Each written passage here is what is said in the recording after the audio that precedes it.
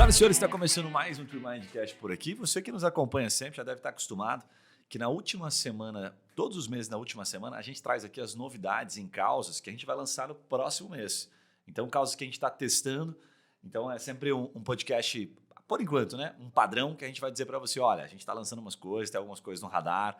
Como é que a gente chega a essas conclusões, né? Como é que a gente define isso? Primeiro, uma média hoje que a gente recebe de leads, né? Pessoas que nos procuram, está passando de 1.000, então são mais de 1.000 advogados que a gente fala todo mês. A gente, de certa forma, é um termômetro, né, então, de mercado. O cara chega aqui e fala, ó, puta, eu tô de olho nessa causa, nesse tema. Então, imagine o que 1.000 advogados nos contam sobre o que eles estão olhando. Tem algumas causas bizarras aqui, tem, assim, já teve advogado, até para depois fazer uma só de brincadeira, assim, né? Teve já advogado apostando só em hospitais não, em igrejas, direito eclesiástico. Falei, cara, esse foi inédito. Então, aparece tudo. E hoje a gente vai contar aquelas que, de fato, a gente fala para o advogado, olha, eu topo, vamos fazer essa aposta aqui, vamos testar essa causa, porque a gente tem alguns elementos que a gente olha, que a gente já tem, né, de certa forma, uma experiência bastante grande, porque a gente já errou muito, para dizer, ó, essa aqui tem um cheirinho aqui de resultado. E é isso que a gente vai te dizer hoje para você aplicar sozinho, para você, puta, eu quero fazer em parceria com a Trimind, gosto deles, para você cobrar da tua agência e colocar isso em prática. Então, a gente vai ensinar como você faz a campanha e, principalmente, como é que você vende esse produto, tá? Quais são as dores, como é que chega, porque às vezes você está de olho num produto novo aí no seu escritório, pô, eu quero criar uma linha de produto novo, mas também às vezes não tem muita habilidade de como vender aquilo. Então a gente vai trazer um pouco da experiência que a gente tem e também, óbvio, do aprendizado que a gente tira dos próprios advogados. Ó, isso aqui se vende através dessa forma. É isso aqui que a gente vende quando chega o cliente através dessa causa aqui. Essa dor se vende dessa forma. Boa. Certo, Vitão? Top, vamos embora. Então, legal. Ó, a gente vai tentar falar aqui, são 9 causas a princípio que a gente separou. Algumas a gente vai dar uma passagem um pouco mais rápida, né? Até porque algumas a gente tem um pouco menos de conhecimento, só perceber que é bem aleatório, então a gente vai falar basicamente do civil até o empresarial, vai ter coisa realmente muito bacana, tem algumas coisas super legais, mas algumas um pouco menos e outras a gente entra um pouco mais porque a gente já tem mais feedback dos clientes e aí quando a gente usa o feedback de muitos advogados fica fácil a gente trazer um pouco, compartilhar o conhecimento agregado de todos eles. Boa. Certo? Então, para a gente começar, cara, primeiro assim, como é que funciona esses testes? O que vocês falam lá pro pessoal do comercial e tal? O cliente, puta, quer fazer um teste de uma causa completamente aleatória e está na cabeça dele. Dá uma ideia, fala uma causa aí meio que a gente tenha fechado recente, que você falou, nossa, vamos testar, vamos embora. Boa. Acho que a mais recente mesmo é a questão das criptomoedas, né? Teve Boa. É um bom nicho, a gente olhou para ela, mas assim, o que a gente fala muito para a pessoa é que existe um prazo, né? Literalmente um projeto. A gente encara isso como um projeto, como uma experimentação Uma experimentação tipo de um laboratório, né? Quando a gente vai fazer vários experimentos, vários testes para lançar um medicamento novo na rua, a ideia é bem similar. Então, a gente vai lá e, resumidamente, faz um tempo, né? Tem um prazo, no máximo de 3 meses, que a gente faz de testes para que essa campanha comece a tracionar e comece a gerar leads de maneira assertiva. Se isso acontecer, depois isso vira um contrato específico, né? Onde daí a gente coloca uma média mínima, né? Uma quantidade mínima de leads a serem entregues para aquele cliente e depois a gente leva essa tese para a rua para tentar trazer mais pessoas para fomentar aquilo. Mas os testes especificamente eles funcionam de maneira muito rápida. Então a gente sempre está, pelo menos a cada 48 horas, fazendo ajustes dentro das campanhas, dentro das estratégias que a gente traz para gerar o lead, para que o lead de fato gere e gere de forma mais assertiva, ou seja, um custo acessível e de forma replicável e também de forma consistente. Então a gente olha a cada 48 horas para fazer ajustes na campanha, depois que a gente alinha a causa em si, né? Porque aí a gente entra nesses detalhes depois de um briefing que a gente meio que faz com o cliente antes de entrar nas campanhas, nos criativos, etc. Cara, bem legal. Complementando um pouquinho, assim, ó, inclusive eu quero fazer uma camisa, Vitão. Vou botar uma frase assim, tem que ajustar ela, mas assim, o que começa ruim não fica bom, sabe? Fato. Geralmente não fica bom. Nem assim, você pensar um cliente, pensa um cliente, o cara começou ruim, cara grosso, horrível. Não fica bom. Nossa, o cara mudou, agora ele é um doce. São raras as situações. Fato. Até Até relacionamento, né? Geralmente, porque você começa ruim, rapaz. Então dá para usar isso para muitas coisas na vida. E no marketing não tem nada diferente. Quando começa, realmente, ela vai dar resultado, ela dá sinais para a gente. E quais são os sinais? Os primeiros sinais que a gente pega, assim, que é massa, né? O primeiro, a gente gravou um podcast, inclusive, acho que foi o último, né? O penúltimo, que a gente fala sobre os erros que a grande maioria comete. Se você não ouviu, ouça, porque está muito bacana esse podcast. E o primeiro sinal tem gente que está imprimindo isso aqui, tem gente que está aparecendo para alguém, né? Porque você vai selecionar um público, vai pegar um criativo falando sobre aquela dor que você se propõe a resolver e vai entregar para as pessoas. Tem que estar entregando. Então, se está entregando bastante, sinal que a campanha rodou, sinal que, sabe, o básico, feijão com arroz. Sim. E quando tem clique, puta, significa que beliscaram, né? É como entregar um panfleto no semáforo e a pessoa dá uma olhada naquele panfleto, assim, abriu o vidro do carro para pegar o teu panfleto, sabe? Fato. Então começa ali. Esse é o beabá. que significa que você falou para um público que se interessou. O fato dele comprar é outro critério. Daí, às vezes, é o momento, né? A gente falou muito sobre isso. Não estou no momento certo. Puta, muito legal, mas se eu precisar lá na frente, eu falo contigo. Não tem essa, né? Essa desculpa que a gente sempre dá. Não, tranquilo, obrigado. O dia que eu precisar, eu só estou dando uma olhadinha, eu te dou uma ligada. Né? E aí, nunca mais. Bom. Então, isso é momento de mercado. É saber se, até um momento de compra que a gente fala, né? Se o senso de urgência daquela causa leva a comprar ou não. Por isso que o Vitão esclareceu bem. No máximo 3 meses, porque às vezes o que acontece, na grande maioria das causas, acho que dá para separar em 2 tipos de causa, né? Aquela que tira o sono e aquela que não tira o sono. Vai ficar fácil. A que tira o sono, o cara tem que tomar uma decisão rápida. Né? Então, o criminal é o civil, família, o trabalhista, às vezes, grana, coisas que, velho, se eu não resolver esse pepino, eu tô ferrado. Por que eu gosto dessa analogia do tirar o sono? Porque o cara vai ter que tomar uma decisão. Né? O que tira o sono te incomoda, você tem que resolver. E o que não tira o sono é aquela, empurra com a barriga, o jeitinho, né, que a gente dá para as coisas, depois eu resolvo e tal. E não, de fato, não tem algo que te obrigue, né, a tomar uma decisão, assim, não te obrigue, mas te puxe com muita força para falar, decida logo, senão vai te dar um problema muito maior. Fato. Certo? Acho que eu vi um dado esses dias que 42% das startups morrem por não serem relevantes para a sociedade. Então, resolve um problema pequeno que ninguém se importa, é irrelevante, e aí, por conta disso, faz com que os caras não consigam prosperar no negócio, porque, de fato, o negócio não resolve um grande problema. Então, até um passo antes, né, de pensar no produto é pensar que dor que ele resolve, qual é o tamanho da dor. Porque se a dor for pequena ou for um mercado muito pequeno, resolve um problema muito específico para pessoas muito específicas e não tem tanto volume, é difícil você disseminar isso. É mais fácil você prospectar e vender isso de outra forma, né? Do que você tentar render isso, colocar na rua e gerar escala com isso. Bem legal. Essa questão da escala, você tocou num ponto massa de dor e escala é fundamental. Mas, assim, o senso de urgência, você pensa assim, né? Fazendo um paralelo rápido. Se o senso de urgência é alto, né, e tem pouca gente, você pode se transformar num puta especialista no mercado pequeno. Fato. Tem algumas causas que a gente vai mostrar exatamente isso aqui. Né? Tipo, cripto. Por exemplo, cripto é ok. Sim. Senso de urgência. Cara, dá para se dizer em tese que ele é alto, se for golpe. Né? Tem 2 empresas, até para falar os nomes, que os caras também, não sei se eles estão presos, estão soltos, mas fizeram cagada para falar o nome. Não temos barrado preso com ninguém, nem medo de tomar processo. Um era o cloud do banco, Bitcoin, né? Sim. Enfim, deu uma baita de uma cagada. E outra os caras da Intergalaxy, né? Tivemos até colaboradores aqui que vieram de lá. Fato. Esse levou bilhões, né, velho? Uma volta fodida. Bilhões. Então, e tive pessoas próximas, inclusive minha esposa e tal, amigos próximos que perderam muita grana. Gente que vendeu apartamento, não sei o quê. Então, cara, a dor, se o cara vê alguém falando, velho, você que perdeu grana, foi prejudicado pela empresa XYZ, e você tá tentando aí reaver o seu dinheiro que você perdeu, puta, cara, a gente tem especial. Cara, na hora, né, velho? Senso de urgência, amigo que perdeu lá, bem próximo meu compadre, 150, 200 mil, assim, sabe? Então, o cara tava dependendo daquilo. Então, para ele, o senso de urgência é altíssimo. Para ele, para qualquer um. Então, o senso de urgência é alto, mercado relativamente baixo, vamos colocar assim. Nesse caso, ok, porque o cara deu golpe e muita gente perdeu, então até ficaria relativamente alto no mercado. Mas, na média, tende a ser um mercado menor, porque você não vai ter golpe o tempo todo. Sim, não é que nem aposentado, né, velho? Porque estão dando golpe o tempo todo. Mas, enfim, acho que deu para entender, né? Ficou fácil de entender. Que dependendo do mercado, o bicho pega. Enfim, então essa questão de senso de urgência, ao meu ver, ela é, fundamental. E qual que é o percentual de senso de urgência? Para finalizar essa parte de como isso funciona. Cara, é 5%. Então, você tem que ter tido, pelo menos, assim, gerei 100 leads. 5 tem que ter comprado, entendeu? Tem que ter avançado para um contrato. Se não avançou ninguém, entendeu? O cara, massa, até tem interesse... Ali ficou, beliscou, curioso, mas não comprou. E aí a gente dá 3 meses, porque às vezes o tempo, né, o deadline que a gente fala no comercial, né, que é para o cara fechar o negócio, para tomar a decisão, falar, então fechou, vou assinar, ele aumenta um pouquinho, ele é mais longo. Então vamos imaginar aqui, no primeiro mês você fica ali ajustando campanha, mexendo, acertei. Começou legal, começou a gerar leads, aí passou 2 semanas, até você botar no ar. Aí começou a gerar leads, aí chegou lead, acabou o primeiro mês.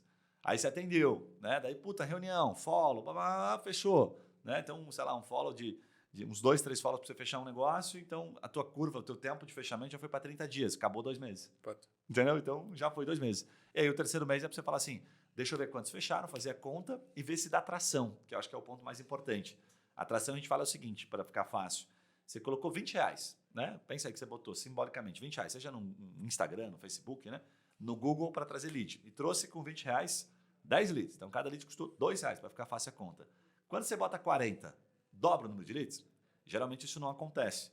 Causas boas que tracionam muito rápido, dobra. Por quê? Porque significa que tem indicadores dentro do software que mostra isso, que é bem legal. Sim. Que ele mostra, ó, tem muito mais gente procurando, tá? Muito mais gente. Então, se você tiver 5 vezes mais dinheiro, você vai impactar muito mais gente. E aí, se você vai aumentando, é lindo de ver isso, né? Aumentei, dobrei. Nossa, dobrou o número de leads. Dobrei mais uma vez, dobrou o número de leads. E você lá no final tá vendendo, porra, lindo. Tracionou, validou a causa. Fato. Então, é quando a gente conclui o raciocínio, né? E aí, para finalizar, acho que a linha de raciocínio que a gente segue aqui, a gente vê isso e vê consistência. Então, né? Tá trazendo lead todo dia, significa que tem um mercado latente, fechou, ficou redondo.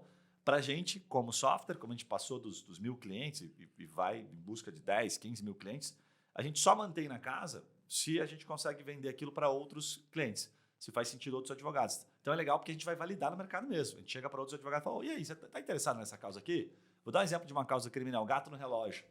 Né? Que a gente foi descobrir que gato no relógio, quem faz o gato às vezes é um negócio que gira uma grana legal. Sim. E aí o cara responde criminalmente pela empresa de energia e tal. Então a gente começou a trazer lead, beleza, vamos validar, vamos entregar para outros criminalistas, ver se os caras se interessam. Mas tem que ter bastante gente fazendo gato, senão para a gente não é jogo. A gente não pode ter 1, 2, 3 clientes, nós temos que ter 30, 40 clientes naquela causa. E é muito massa, que só uma observação antes de concluir, quando tem muito mais advogado fazendo aquilo. Porque aí você pensa assim, não, mas eu queria estar exclusivo. Cara, exclusividade é um egoísmo besta. Fato. Nesse ponto. Por quê? Você não vai ter aprendizado suficiente. Quando a gente tem 30, 40 clientes, a gente já percebeu que esse aprendizado macro, né, junto, ele gera um valor, né, no sistema, em sistema e tal, em qualidade de lead e tal, muito maior.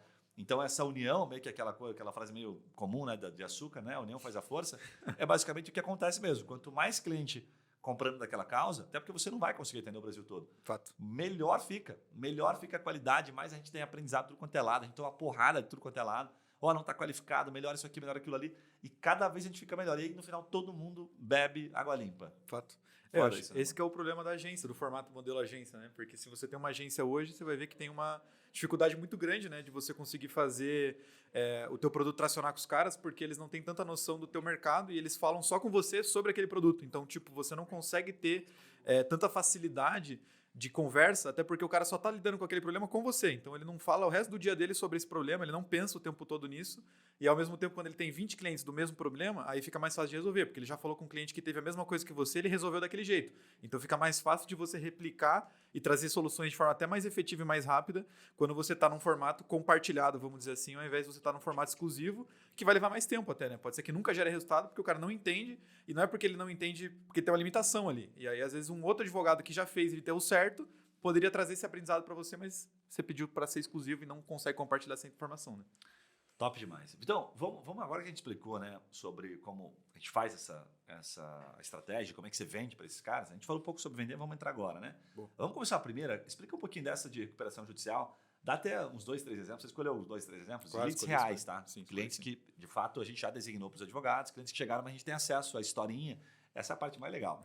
Conta um pouquinho sobre essa. Boa. Tem um cara aqui, por exemplo, lá do Rio de Janeiro, que é recuperação judicial, e a gente pergunta primeiro, né, se a empresa do cara tá com dívidas, de fato, né, então tá com a corda no pescoço, ou se é só uma preocupação futura, eu acho que estão caminhando pro buraco e queria evitar cair lá, né? E a grande maioria responde, óbvio, que a empresa já está com dívidas, né, porque não chegaria no momento, como a gente já sabe, de procurar mais pelo preventivo, mas esse é um cara lá do Rio de Janeiro que falou assim, ó, cara, eu fui obrigado a demitir 250 funcionários, todos com carteira assinada durante a Covid, e agora eu estou sofrendo todos os processos, né, na justiça. Então isso deve ter quebrado o caixa do cara, porque vai ter que pagar uma paulada, e ainda por cima existe o risco de, cara, 250 funcionários, velho, cada açãozinha que você pega que seja no mínimo 50 mil, é uma puta de uma ré, né, velho? Então, assim... Que dólar esse cara, hein, velho? É uma puta de uma ré. Então, assim, com certeza um puta advogado aqui poderia fazer um bom trabalho, mas veja, o cara tem... Não é porque o cara tá com uma recuperação judicial que ele é uma microempresa. Esse cara demitiu 250 funcionários e caiu através de uma campanha. Então, é esse paradigma que a galera fala, esse público eu não atinjo por ali. Cara, a gente já viu que isso caiu por terra várias vezes, tá? Então, a gente, de fato, consegue... Lógico que vem, né? de passagem, que puta lead isso aí, velho. Fato. Sim, tirando a questão do problema do cara, né? Mas, pô, puta lead, porque é um baita de uma empresa. Boa. 250 é uma empresa de middle, é uma empresa grande, então, Boa. Animal. Tem um outro cara aqui, que é de São Paulo, daí, que a empresa também já está com dívida, ele falou assim, tem um parcelamento de impostos fiscais e parcelamento junto ao Banco Itaú, totalizando R$30 mil por mês que o cara fez de parcelamentos. Então, você imagina o tamanho da dívida agora de pagar 30 pau por mês e o cara não conseguir não conseguir trabalhar direito, né? Porque imagina, o quão o cara não dorme pensando que ele está devendo 30 mil e cada mês que passa é um boletim de 30 mil que se ele não pagar gera um juro bizarro. Esse é um outro puta lead também que veio através de recuperação judicial. Tô até vendo mais alguns aqui, mas, cara, só para vocês terem uma noção, né, do que de fato é possível gerar de empresas, né? Não estamos falando aqui de CNPJs de fato. Claro que vem o MEI junto, mas só esses dois por si só, numa linha de 10, já valeria muito a pena pagar para receber, né? Deixa eu fazer uma observação só, Maninho, porque assim, ó, a gente aprendeu, né, com alguns advogados o que vende, né, para esses caras, sabe? Isso foi um aprendizado super legal, assim. Como é que a gente vende para esses caras, né? E o que acontece, assim, ó, eu sempre achei que quando eu caí a recuperação judicial, puta, é o RJ. Esse caso dos 250 funcionários, talvez entre com o RJ e tal, pelo que não deu para saber se ele já entrou com recuperação ou não, ou se ele está só tomando um revés ali trabalhista, né? Sim. Mas a gente sabe que empresa pequena dificilmente consegue um RJ, não atende os requisitos, né? Então é muito mais empresa que não consegue do que consegue. Então você pegar assim índices, né, números de empresas que precisariam abrir falência versus aquelas que conseguem um RJ, muito pequeno, a proporção é muito pequena. Então você fala, bom, então tem um mercado muito maior para resolver a bucha que ele tem. Tá? Aí você pensa assim, pô, cara, mas o cara está endividado, o cara não tem dinheiro. Olha o caso dos 250 funcionários, alguma coisa deve ter sobrado, sobrou patrimônio, ele está preocupado, ele está correndo atrás. Sim. O outro que você comentou também tem dívida no CPF e tal, então geralmente tem patrimônio. Então esse cara está disposto a contratar alguém, então um senso de urgência alto, para, pô, cara, me ajuda a sanar essa dor, né? Essas noites mal dormidas. Alguém para dar aquela segurança. E aí, cara, vários advogados, acho que esse é o insight de venda. Que a gente conheceu aqui que, puta, fazem um trabalho muito massa nisso. Eles entram com o lado consultivo. Primeira coisa que o cara faz, pô, então peraí, vamos primeiro colocar as cartas na mesa e vamos tentar equilibrar as coisas, né? Então deixa que eu vou entrar em contato com o fornecedor. Então um advogado entrando em contato com o fornecedor é bem diferente do cliente entrando em contato com o fornecedor. Tudo bom? Olha, estou entrando em contato para dizer que há interesse em solucionar, quero saber se vocês estão dispostos a ouvir uma proposta, a flexibilizar. Fato. Então essa troca, essa consulta, puta, vale uma grana, né? E aí o cliente, pô, que massa, vai fazer isso então? Vai conseguir equalizar? Os caras estão dizendo que vão me matar e aquela coisa toda. Puta, sim, então fechou. Então, acho que isso tem um valor, uma percepção de valor animal. Então, não é olhar para o RJ e falar, não, puta, o cara, eu vou entrar com o RJ e não vou conseguir. Não, é antes disso, é dar paz. Eu acho que no final o advogado consegue dar essa paz. E aí, óbvio, caso a caso, dependendo do cliente, por óbvio, às vezes ele fechou uma banquinha, não vai ter dinheiro para te pagar. Sim. Mas como a gente viu, tem muito lead qualificado, então para a gente é uma baita de uma porta de entrada. Fato, exatamente. Lembrou de mais algum ponto sobre essa causa, menino? Cara, eu vejo que é isso, e também tem uma questão ali que você, pensando por essa linha em termos de monetização, você poderia cobrar um FII mensalzinho do cara ali, tá ligado? Até a banquinha, tipo, cara, eu vou renegociar tuas dívidas aqui, me paga 300, 500 por mês. Se você pega 10 banquinhas, você faz 3 mil recorrente, e ele não deve para tanta gente assim, né? É uma banquinha, não é tipo uma metalúrgica, sei lá, qualquer coisa nesse sentido, que tem vários tipos de fornecedores diferentes. Às vezes é um fornecedor e a receita, né? Geralmente todo mundo deve pro governo também. Então fica mais fácil de você, não é um trabalho complexo, o nível de complexidade é baixo, então você pode cobrar mais barato, mas ao mesmo tempo você cobra uma recorrência ali que o cara cabe no bolso dele. Então mesmo devendo, o cara te paga 300 por mês e você tem ali 10, 15 clientes na carteira que te garante uns 3, 4 mil fixo para você mexer com campanha, para você fazer o que você quiser. E você diminui a barreira de entrada para o cliente que é pequeno, porque óbvio, todo mundo mira no peixe grande, mas ninguém atende o pequeno. E aí é uma puta oportunidade que sobra, porque a maioria do mercado é cliente pequeno. E quando você pensa dessa forma, você enxerga que às vezes você pode atender os dois. E aí o pequeno te paga só os teus custos e o grande, de fato, sim, é quando você bota dinheiro no bolso. Né? Então é uma questão só de perspectiva, de como que você enxerga a forma de monetização como uma coisa sempre positiva. Eu não acho ruim ganhar dinheiro, independente do dinheiro que seja. Mas tem advogado que acha ruim ganhar pouco dinheiro. Então é uma questão só de perspectiva. Né? Cara, conta um pouquinho, vamos para a segunda aqui, execução de títulos extrajudiciais. Como é que a gente está, qual que é a dor aqui, o que a gente está exatamente, como é que a gente está divulgando isso e tal, o que você pegou aqui? Boa. Cara, eu acho que essa é uma causa também interessante pelo nível de urgência, porque é o famoso cara que quer cobrar, né? Tem alguém me devendo, eu preciso de dinheiro e esse cara está me devendo, eu quero cobrar ele. Só que a execução de forma extrajudicial, ela é maravilhosa porque é aquilo que todo advogado sonha, né? Tem um tesão enorme que é a questão da extrajudicialização, né? Fora dos tribunais, fora da judicialização, eu consigo cobrar esse cara de maneiras amigáveis, vamos dizer assim. Ninguém cobra de maneira amigável, mas eu consigo cobrar sem a necessidade de intervenção da justiça. E dessa forma o negócio é rápido, porque se eu tiver um êxito, o êxito também é rápido, né? E dessa forma eu consigo trabalhar com mais tranquilidade e ao mesmo tempo eu consigo atender vários clientes, né? Que às vezes não querem judicializar, não querem esperar 3 anos para receber uma dívida, 5 anos. Você viu essa do Belo agora? O Belo tava devendo acho que 5 anos a dívida multimilionária lá, acho que era pro Denilson, e finalmente ele pagou depois que foi pra mídia a parada, né? Mas enfim, 10 anos arrastando um processo de multimilhões de reais, né? Então, talvez essa judicialização é um bom caminho, pensando em termos de venda para o teu cliente, quando você for trazer o teu pitch, que é algo que é mais rápido do que a justiça. Você não precisa se incomodar com, sabe, toda aquela treta de tem que entrar, audiência, mais um monte de coisa. E, ao mesmo tempo, a judicialização tem uma falha muito grande quando fala de cobrança, que tem muito cara que deve sabendo. Né? Eu sei como fugir da dívida. Então, o cara vai intimar, não intima, não consegue achar o cara não tem nada no nome dele. Então, tem muito malandro que sabe como correr da justiça. Mas na extrajudicialização, tem outros meios que você pode também caminhar para conseguir o êxito. Né? Acho que vale até a pena comentar, né? A gente recebeu uma indicação de uma ferramenta há poucos dias. A Caroline, acho que era a Caroline? Não lembro. Da Clore, sim. Isso, CMK, né? né? Isso mesmo, CMK. Cliente nosso, um abraço para a Caroline, inclusive. E ela falou de uma ferramenta chamada Inquest.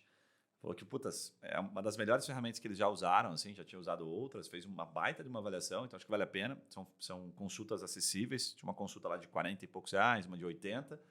E ela contou pra gente um caso de um cliente que eles conseguiam cobrar zero. E assim, de repente, começaram a usar a ferramenta traz, assim, puxa, aqui no Paraná a gente fala puxa a capivara do freguês, e traz um monte de coisa que as ferramentas tradicionais não conseguem. Então, acha coisa que o cara tem. Se tiver uma bicicleta, ele vai achar. E aí ela começou do zero para um cliente, começou depois de uma semana 15 mil, daqui a pouco 30 mil, daqui a pouco 50 mil. Ela falou, a ferramenta salvou nossa vida, salvou nossa pele aqui. Então, tá fazendo um golaço. Ela super recomendou Inquest. Vale a pena depois colocar aqui na descrição do episódio, a ferramenta boa que nós temos que divulgar. E ela busca basicamente isso, ajuda nesse processo aí de cobrança, que a gente sabe o tamanho da complexidade. Boa. Cara, 10 centavos de contribuição sobre isso, assim, acho que essa parte da cobrança, tem uma parte que antecede ela, que não é nem a execução do título, mas que é a notificação ali, né?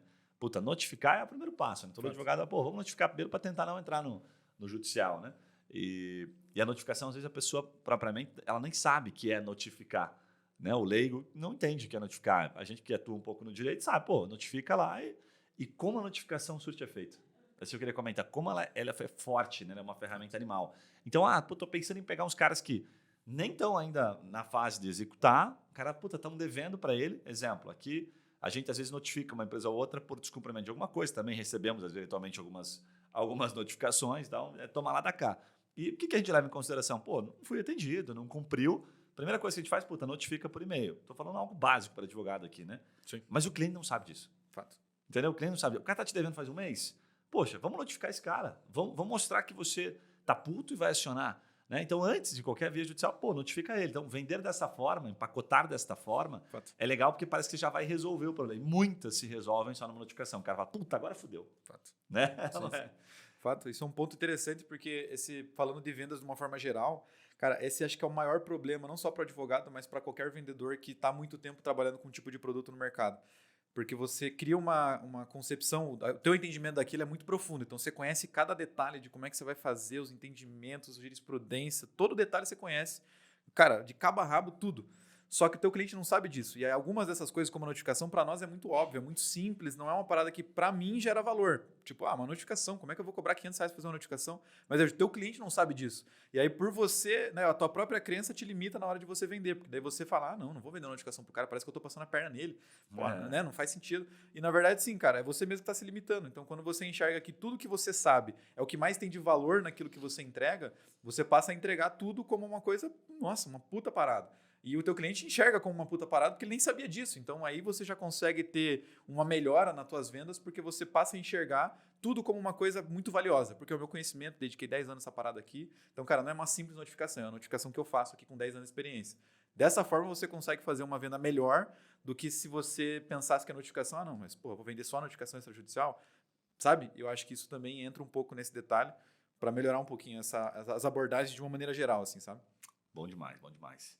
Próxima causa, Livitão. O que você estudou aí sobre medicamentos de alto custo? Boa. Cara, medicamento de alto custo, até conversando depois com o parceirão lá, com o Ciro, né, no final de semana que a gente se encontrou aí. Boa. Cara, tem muito nicho na área da saúde, assim, subnichos, né, que valem a pena depois serem prospectados e tal. A gente encontrou aqui Dentro do nicho de medicamentos de alto custo, né? Então, para quem não conhece muito, não é muito familiarizado com a tese, resumidamente, o plano de saúde não paga, né, um medicamento caro que a pessoa requer e precisa para fazer algum tipo de tratamento específico, o plano de saúde não cobre, mas, na grande maioria das vezes, é devido, né, essa cobertura, e aí é possível, sim, você entrar com uma ação, com uma liminar ou alguma coisa nesse sentido para garantir o tratamento. Quando a gente fala agora especificamente de pacientes oncológicos, primeiro eu estou falando dos maiores mercados em termos de pessoas que sofrem de algum tipo de doença no Brasil, que necessitam de tratamentos caros. E o grande detalhe é o mercado, velho. Esse que foi um detalhe interessante, até conversando com um cliente nosso, que foi o cara que liderou essa tese junto com a gente. Cara, quando a gente fala de tratamento oncológico que funciona, a grande maioria dos tratamentos que funcionam muito são tratamentos diferentes. Então, são tipo de teses estudadas, estudos recentes, coisas muito novas que acabaram de serem lançadas, vamos dizer assim, no mercado. Só que o Brasil não é um nicho, não é um ninho para isso, né? Não é um lugar que constrói muitos estudos. Isso é muito fomentado financeiramente lá fora. Estados Unidos, Europa, financia muito tratamento novo, pesquisa nesse negócio e tal. E o que faz com que os tratamentos que surjam, eles já são aprovados pela FDA, né, que é tipo a Anvisa lá dos Estados Unidos, ou pela EMA, na Europa, só que no Brasil não é aprovado. Então o tratamento funciona, as pessoas podem receber ele, o médico conhece, recomenda esse tratamento, só que por não ser aprovado no Brasil, não está no rol da ANS. E aí, por não estar no rol da ANS, o plano de saúde não cobre. E aí você consegue entrar com pedido de liminar, porque já está aprovado em alguns outros dos halls que são reconhecidos mundialmente. Então, tipo, é uma causa, não vou dizer ganha, mas é uma causa que tem muito poder para você gerar um resultado positivo, por justamente já ter, tipo, uma aprovação, sabe? Então, a aprovação é tipo, cara, tá aqui a prova que eu preciso para fazer com que esse cliente receba esse tratamento. E, cara, esses tratamentos de fora, dos Estados Unidos e tal, geralmente não é feito aqui no Brasil, ou são métodos muito específicos e tal. Cara, chega a custar R$1 milhão o tratamento de uma pessoa dessa. Sim, sim. É uma parada muito cara, é muito cara mesmo. E antes, eu lembro que a questão da tese, quando você entrava com a ação, tinha uma limitação do quanto você podia ganhar. Sim. Eu acho que era um valor fixado, era alguma coisa assim.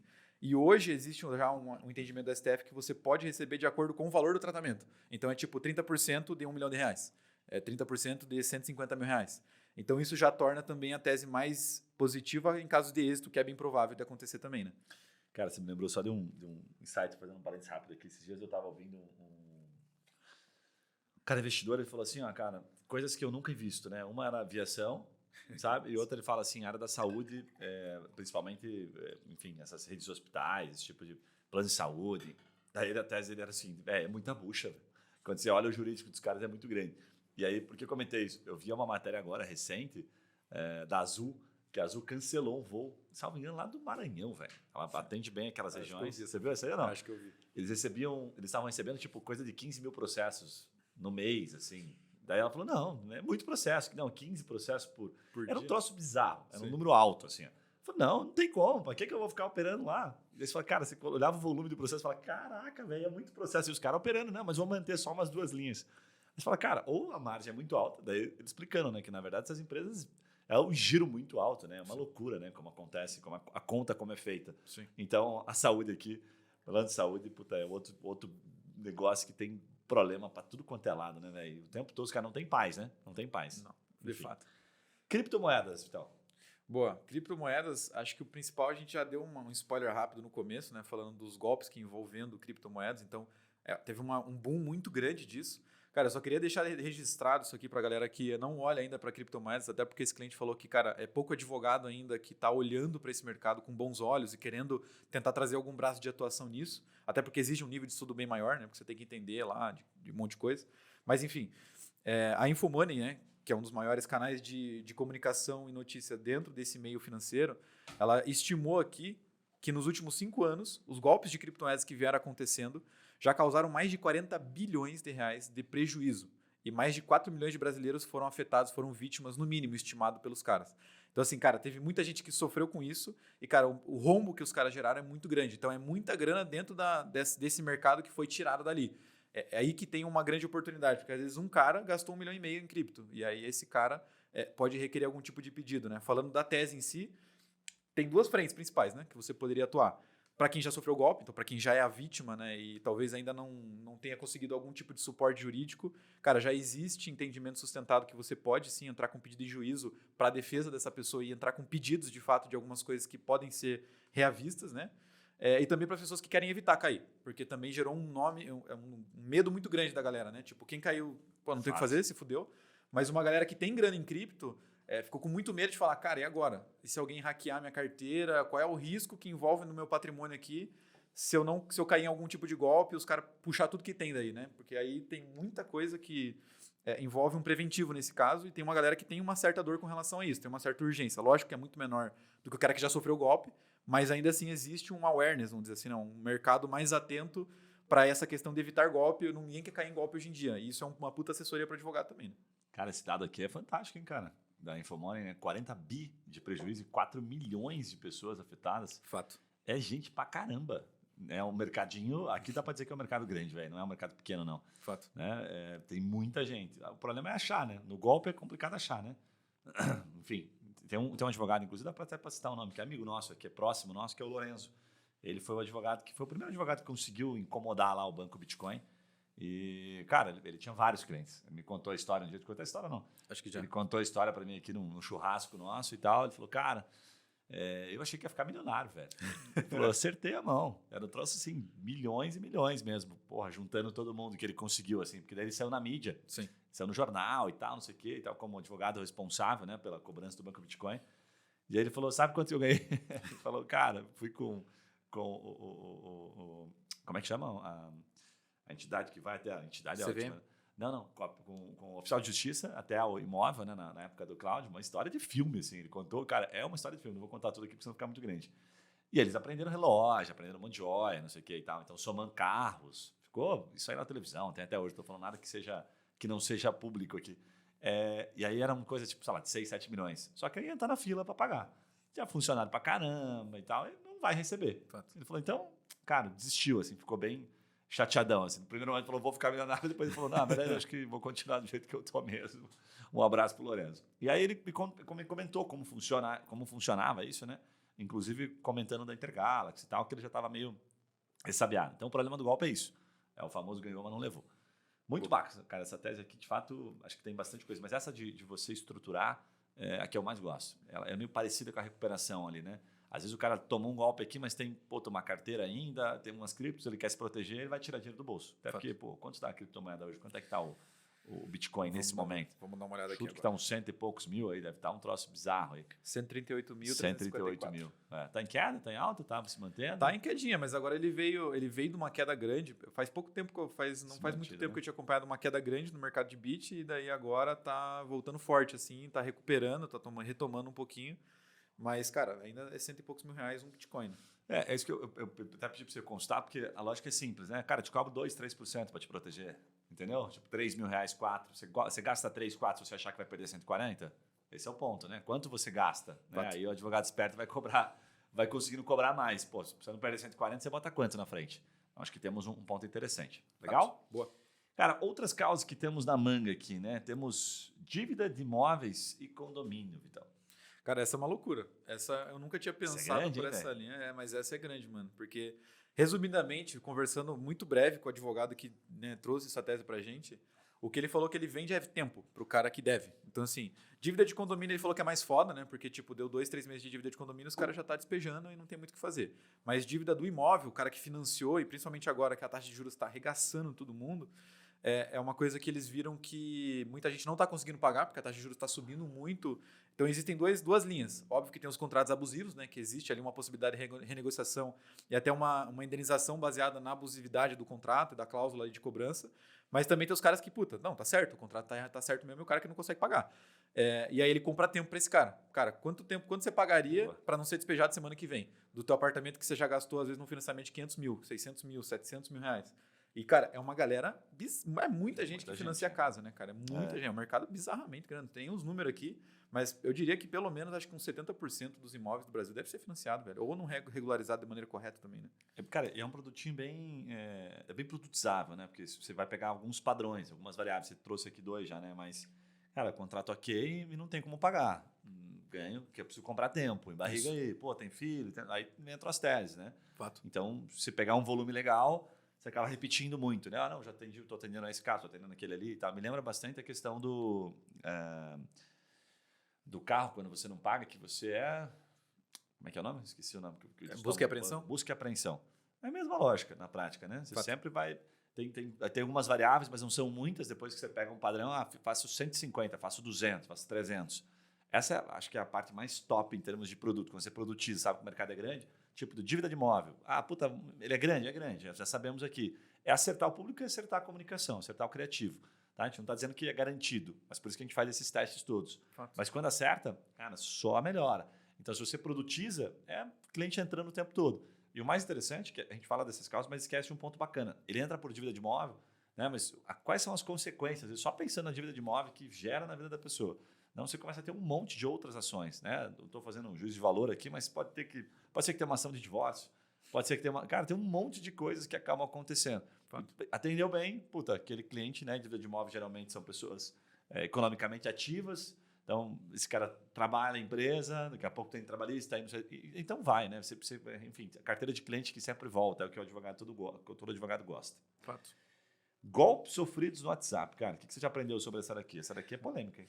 Cara, essa polêmica, eu acho que tem um detalhe interessante aqui, que golpe sofrido no WhatsApp também ele torna-se uma tese um pouco mais ampla, né? Pode ser vários tipos de golpe diferentes. Fato, bem observado. Mas, cara, eu vejo que os golpes sofridos no WhatsApp, eles são... o tamanho disso é bizarro e o nível de urgência aqui é muito alto, né? Porque a galera, às vezes, eu já vi uma vez, até uma pessoa próxima de mim, conversando no WhatsApp, porque acho que pediam para mudar a senha do banco. Uma coisa assim. E aí, puta, inocência, né, velho? Vai indo, vai conversando, papapá. De repente vai lá e descobre que fizeram um empréstimo de 350 mil no nome da pessoa. E aí, tipo assim, como que você prova agora pro banco que não foi você que assinou, sendo que você assinou, sendo que você digitou tua senha, e mais um monte de outras paradas que você tem que atuar agora porque você tá geraram uma dívida de 400 mil reais no teu nome, sabe? Então o nível de urgência disso aqui é bizarro. A pessoa não dorme mais, a pessoa cai o cabelo, tipo assim, um negócio bizarro.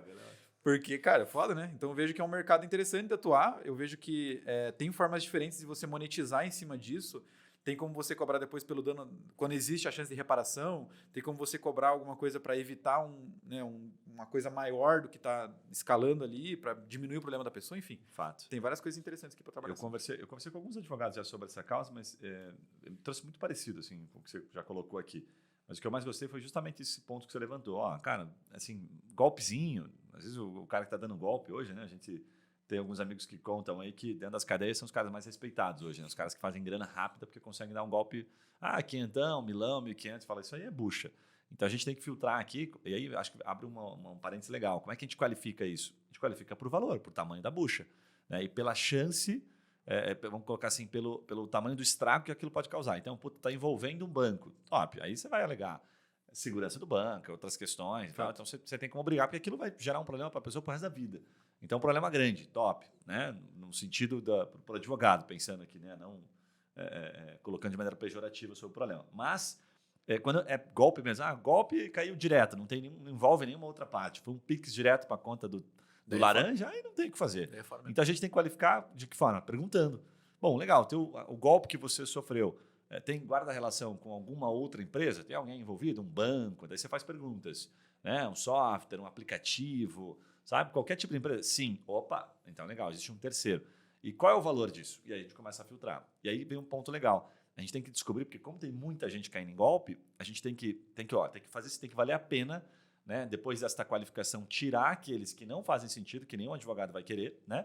E ficar só com o filé mignon, vamos colocar assim. E aí a gente avalia quanto custou esse lead, para daí a gente repassar para os nossos clientes e tornar isso um processo internamente. Né? Então, é dessa forma que a gente faz. Bom, até as casas de aposta, tá rolando bastante agora, alguns golpes de casas de aposta, assim, aquelas apostas esportivas, bet não sei o quê, tem várias bet pequenas que, na verdade, tem uma empresa por trás, é uma laranja, e daí, tipo, é bem forte essa questão, acho que já rolou bastante notícia disso lá no Rio de Janeiro, inclusive. Depois eu tenho que estudar um pouco melhor sobre isso aqui para lembrar, mas eu lembro que teve alguma coisa bem grande, assim, com relação a essas empresas de aposta esportiva. Top, maninho. O que você lembra de crime de trânsito aí? Cara, crimes de trânsito, eu diria que é bem comum. Eu acompanho bastante, eu sei que tem o hábito de assistir YouTube, eu sou um consumidor ávido do YouTube, tem muito vídeo daqueles canal de moto, sabe? Tem muito motoqueiro que tem canal de moto e só posta, tipo, gravando o dia a dia ali. Cara, a quantidade de coisa bizarra que acontece, assim, é violento esse negócio. Tipo, o último que eu assisti ontem, por exemplo, eu lembro que o cara teve uma discussão no trânsito. Não sabia que eu assistindo essas coisas. Eu assisto, mano. Pô, conteúdo muito bom. O cara teve uma discussão no trânsito lá no meio da BR, no Rio Grande do Sul, e daí os malucos batendo boca, o motoqueiro e o motorista do carro. Daí chegou uma parte que, tipo, saíram da BR e foram mais para uma zona metropolitana, assim. E aí, a hora que parou no farol, o maluco do carro desceu com um pedaço de ferro desse tamanho assim. Caraca. E, cara, ele foi pra cima do cara. Tipo, bateu no cara e tal, e tá tudo gravado, tá ligado? Sim. Então, esse é um tipo de crime de trânsito que você pode entrar e facilmente tá lá a placa do carro do cara, tá a prova do que o cara agrediu e mais um monte de outras questões que poderia entrar como uma ação boa, por exemplo, né? E não é poucas que acontece, só pela quantidade de vídeo que você vê, cara, é bizarro. Segundos que vão gerar um problemaço para ele pro resto da vida, né? Mas aqui é o mesmo esquema, né? Como é que a gente faz isso na prática? Pô, se você faz uma campanha, se estiver fazendo isso, é interessante, tá? Você ter isso em mente já, né? Eu vou fazer minha própria campanha aqui. Cara, faz perguntas. Então, a gente faz geralmente tem 3, 4 perguntas boas na manga, né? Sim. Que você consiga descartar a pessoa que é curiosa. Então, você vai ter que atender o curioso sempre para descobrir quem que é bom e quem que é ruim. Aí você vai dizer, só vem curioso, só vem coisa... Na verdade, às vezes você configurou errado. Essa é a verdade. A gente gera causas aqui, por isso que a gente deixa ela de molho, né? Esses 3 meses, que a gente não fez certo. Então, a gente não fez a pergunta boa, a gente tem que mudar a pergunta no meio das causas várias vezes até acertar. Então, a pergunta por si só já é um baita desafio. Então, nesse caso, seria, vou dar um exemplo aqui, né? Porque eu não estou mexendo exatamente nessa causa. Mas estou simulando aqui que seria assim, puxa, esse crime que foi cometido, né? Foi um crime de um dano verbal, um dano material, gerou um dano, sei lá, físico, né? Comprometeu sua saúde e tal, está recebendo uma ameaça. Então, tentar, assim, de acordo com aquilo que você entende que tem uma percepção de valor de causa, né? De tamanho, de relevância de causa maior, você qualifica isso. Tanto no Face você consegue colocar essas variáveis, então a pessoa ela preenche, ela seleciona, quanto em campanhas de Google. E aí a gente sabe, que é qualificado e que é desqualificado. Sim. O desqualificado, legal para a gente ter software, que a gente consegue fazer assim, olha, nesse caso, recomendo que você procure aqui, faça um boletim de ocorrência, você dá instrução para a pessoa. Mas se mesmo assim você tiver interesse em procurar, né, em falar com o nosso escritório aqui, para entrar com uma ação e tal, enfim, beleza, top, pode falar com a gente, né? Então, clica em falar comigo. Mas você já responde para a pessoa dizendo, olha, é mais ou menos assim, não vai dar nada isso aí. Sim. Mas se você quiser pagar, ok, aí eu posso entrar com o processo. Então, o software a gente consegue fazer isso, ferramentas sim. Então, dependendo do que você estiver usando, você fica um pouco mais limitado, você vai ter que dizer para a pessoa. Ok? Então, isso é um ponto importante aqui da qualificação. Tem um desafio, né? Que é a questão de onde achar esse cara da maneira mais correta Verdade. possível. Então, tem que ter... vários testes que a gente tem que fazer, mas eu vejo que, às vezes, acertando... Quanto mais for viral o público, talvez se torne um pouquinho mais fácil. Então, por exemplo, tem muita gente que fala da tese do caminhoneiro lá, né? Do salário, equiparação, não lembro exatamente o que era. Trabalhista para caminhoneiro. Esse é um cara que, se você pegar uma causa dessa, você conseguir achar um cara, você acha mais 10, mais 20, porque os caras são muito conectados. É um público que é muito tipo exército, tem essa disseminação. Então, crime de trânsito, eu vejo que, por exemplo, um público muito potencial para isso é os motoqueiros. O cara posto gasolina que ele para fazer a janta, fazer o almoço, ele vai contar para uns 2, 3. Exatamente, exatamente. Né? Exatamente isso. Cara, vamos para a próxima, 8ª aqui, leilão de imóveis. Boa, essa assessoria, eu vi assessoria, vários leads. Assessoria, né? Pode falar um pouquinho vários leads. Cara, assim, o que rola muito, a gente, inclusive, dá até para dar uma dica aqui, porque essa eu trabalhei um pouquinho nela. Vi muita coisa relacionada a pessoas que estão buscando imóvel, então elas procuram assim, tipo, leilão de imóveis caixa, né? Então, numa fase, não do imóvel sendo leiloado, tá? Para deixar claro, de ele buscando imóvel para comprar em leilão. E aí, o que é legal? Porque esse cara fala assim, não, eu estou procurando imóveis até X valor, estou procurando imóveis e tenho a grana. Então, geralmente, o perfil que a gente identificou, esse cara tem a capacidade de compra. Então, óbvio que tem os curiosos, mas a maioria tem a capacidade de compra, tem a grana para comprar. E ele está na dúvida, ele tem medo de comprar. E aí entra a parte consultiva, que eu acho que é a parte mais gostosa do direito. Então, o que vem de lead muito dessa causa não é a judicialização, e sim o cliente que está na fase boa, vamos colocar que ele tem a grana e está procurando comprar. E a gente fatia como, né? Qualifica como. Bom, pergunta se o cara tem grana de maneira elegante, né? E qual é o tamanho desse negócio que ele quer fazer. E aí você cobra dentro dessa proporção. Aquela história que a gente falou do Bitcoin. Pô, tenho 150 mil para comprar aqui, quero uma casa de 150. Quanto você está disposto a pagar para não perder os 150? Né? Então dou 5 aqui, pago 5 mil. Top. Então vou te dar o passo a passo. E aí tem muitos advogados que acabam se especializando nessa causa. Então gostei bastante do que veio. Por que ela não saiu ainda? Ela está com a gente aqui como lançamento e tal. Porque ela precisa tracionar. Precisa trazer muito da onde vieram aqueles, né, que chegaram. Então a gente vai descobrindo, leilão de imóveis caixa. A caixa é uma das mais conhecidas, é onde mais tem pesquisa. E depois você tem que ficar buscando outros tipos, outras variáveis. Então, encontrar um público que tem interesse em leilão de imóveis. Então, geralmente, não é o tipo de causa que você tem uma curva não, mas uma velocidade de fechamento tão rápida. Fato. Porque o cara está com a grana, ele está numa situação... pesquisando, né? Está pesquisando, ele está investigando. Puta, será que vou? Será que não vou? Né? Será que faço? Será que não faço? Então, demora um pouquinho mais. Boa. Certo? Tem uma curiosidade interessante desse mercado que tem muito vendedor de curso ensinando as pessoas a comprarem imóvel por leilão. Só que aí, veja, o cara faz o curso, aprende errado e faz cagada.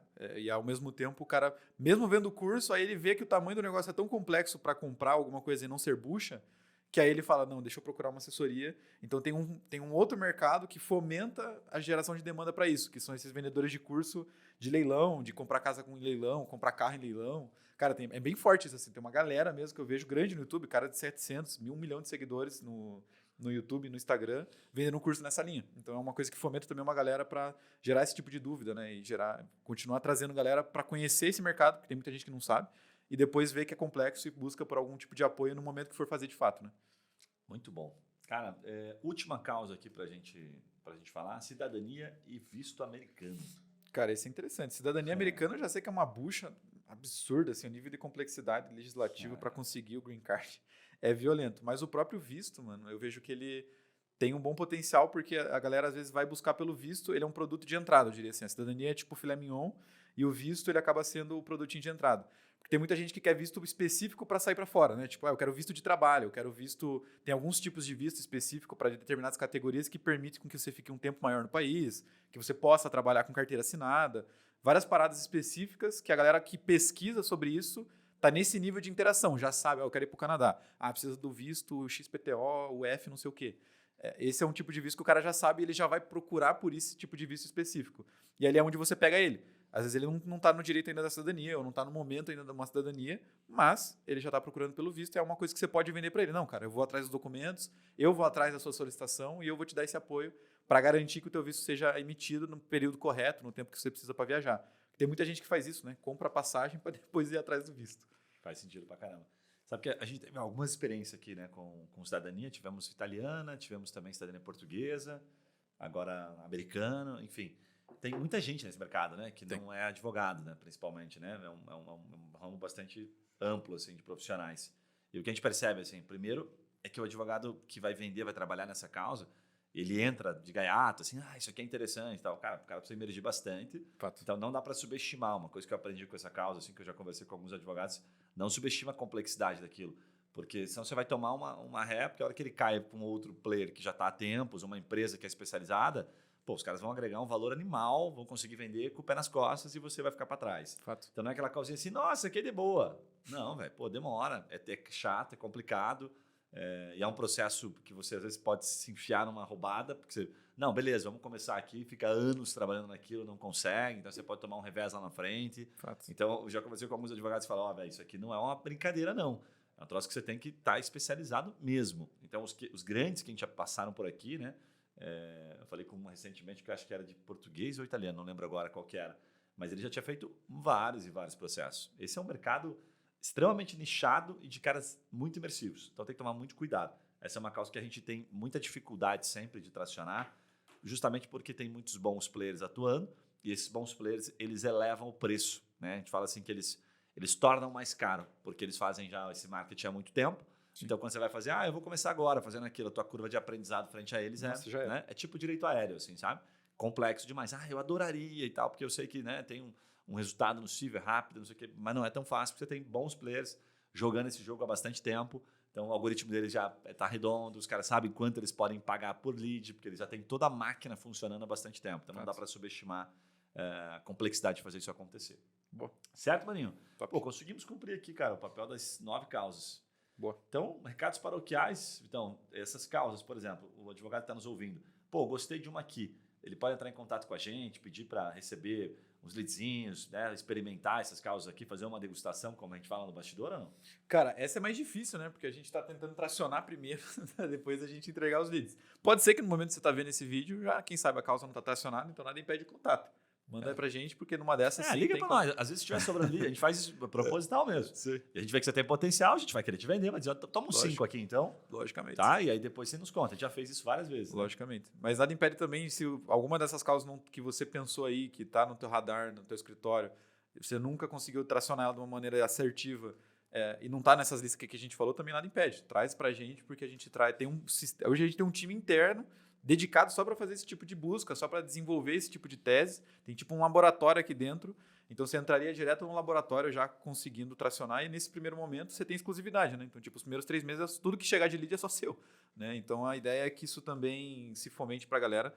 Então, venha conversar com a gente aí para um projeto. Sabe o que eu acho legal desse nosso formato, para finalizar? É que a gente não fica com o cliente se fato. não der certo. Porque para a gente também não é jogo. Nosso Exato. formato hoje é olhar para 10, 15 mil clientes, então a gente só olha para causas que tracionam muito.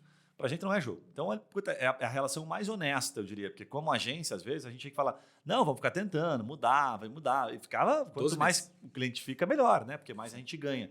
Mas agora, como software, não. Quanto mais ele fica e não gera resultado, mais a gente perde.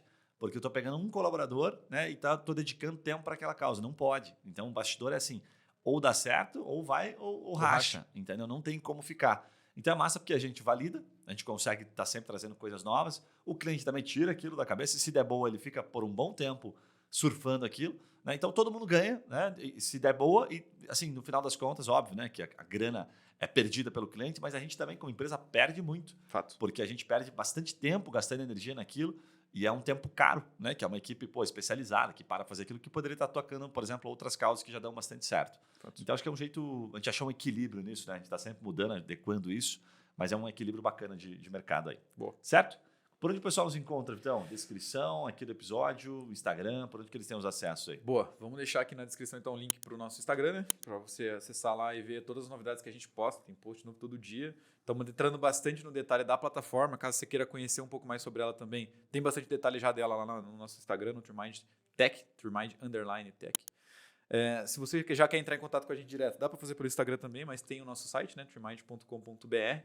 Lá também vai passar por um rebranding. Recentemente aí a gente vai atualizar algumas coisas, vai estar mais óbvio e você também vai entender um pouco mais das causas que já estão dando certo, que não está dando certo. A gente vai trazer isso já para antecipar para a galera que quer conhecer um pouco mais antes de falar com a gente.